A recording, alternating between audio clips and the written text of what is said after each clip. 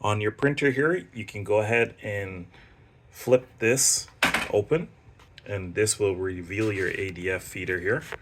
Then all you have to do is look for the guide right here, just to let you know how you should be inserting your documents. And all you have to do is just line this up and just gently slide it in here. You'll just hear an audible clue just to let you know that your paper has been properly set. Now all you have to do is just get the IP address of your printer, and I'll show you the next step. So on your browser here on your PC or computer, once you've typed in the IP address of your printer, go on over to Scan. And here where it says Document Source, you would click the drop down for that and select ADF. And again, just make sure your pages are all loaded. Just hit Start Scan.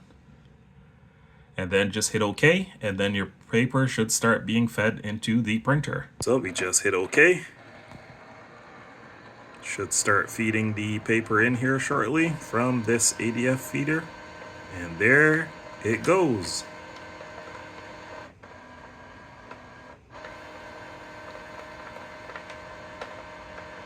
Then it will take the second document that we have there.